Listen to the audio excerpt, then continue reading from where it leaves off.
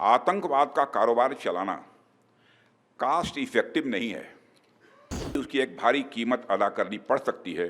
इसका अंदाज़ा आज पाकिस्तान को हो चुका है। हमने आतंकवाद के खिलाफ भारत की स्ट्रेटजी और रिस्पॉन्स दोनों को रीडिज़ाइन और रीडिफाइन किया है। अब जब भी बात होगी केवल आतंकवाद पर बात होगी, पीओके पर बात होगी और किसी दूसरे मुद्दे पर पाकिस्तान के साथ बात नहीं होगी। साथियों, आपको जानकर यह खुशी होगी कि रक्षा क्षेत्र में सेल्फ रिलायंस, आत्मनिर्भरता को बढ़ावा देने के लिए अभी 2 दिन पहले एमका प्रोजेक्ट को, जो 5th generation fighter aircraft Bharat में ही बनाने का प्रोजेक्ट है, उसको आगे बढ़ाने की एग्जीक्यूशन मॉडल को मंजूरी दे दी है। ये एक बहुत ही बोल्ड और बहुत ही डिसाइसिव डिसीजन लिया गया है, जो भारत की डिफेंस कैपेबिलिटीज़ को मजबूती प्रदान करने के साथ साथ इस देश में एरोस्पेस सेक्टर को एक डेप्थ और एक नई हाइट प्रदान करेगा। एमका प्रोजेक्ट के अंतर्गत आज 5 प्रोटोटाइप डेवलप करने की योजना है, जिसका बाद में सीरीज प्रोडक्शन होगा। यह निर्णय मेक इन इंडिया प्रोग्राम के इतिहास में एक मील का पत्थर माना जाना चाहिए, क्योंकि पहली बार किसी मेगा डिफेंस प्रोजेक्ट में पब्लिक सेक्टर कंपनियों के साथ साथ प्राइवेट सेक्टर ने भी पार्टिसिपेट करने का उसे मौका मिलेगा।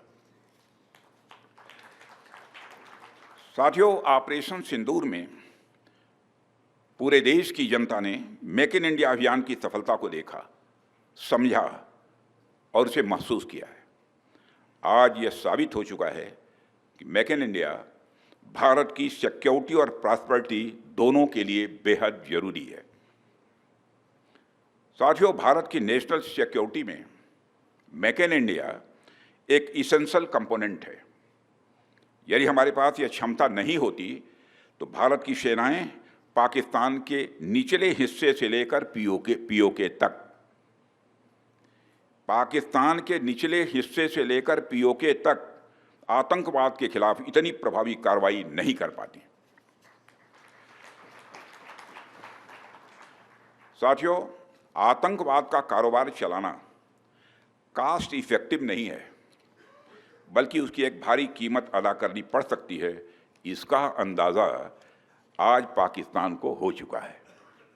फिर से मैं दोहराना चाहूँगा, आतंकवाद का कारोबार चलाना कास्ट इफेक्टिव नहीं है, बल्कि उसकी एक भारी कीमत अदा करनी पड़ सकती है। इसका अनुमान आज पाकिस्तान को हो चुका है। हमने आतंकवाद के खिलाफ भारत की स्ट्रेटजी और रिस्पॉन्स दोनों को रीडिज़ाइन और रीडिफाइन किया है। हमने पाकिस्तान के साथ अपने इंगेजमेंट और स्कोप ऑफ डायलॉग को रिकैलिब्रेट किया है। अब जब भी बात होगी केवल आतंकवाद पर बात होगी, पीओके पर बात होगी और किसी दूसरे मुद्दे पर पाकिस्तान के साथ बात नहीं होगी।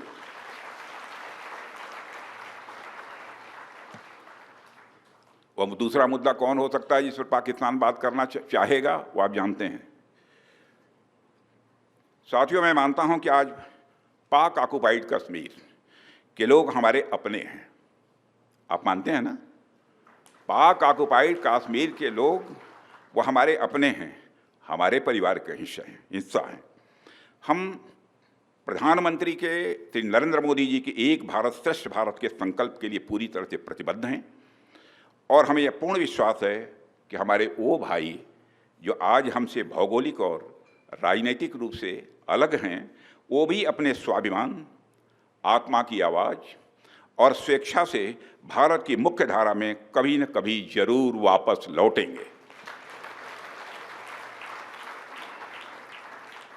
मैं जानता हूं वहां के अधिकांश लोग भारत के साथ एक जुड़ाव महसूस करते हैं। बड़ी संख्या है जो भारत के साथ जुड़ाव महसूस करती है। पीओके में कुछ गिने चुने ही हैं जिन्हें भटकाया गया है, गुमराह किया गया है।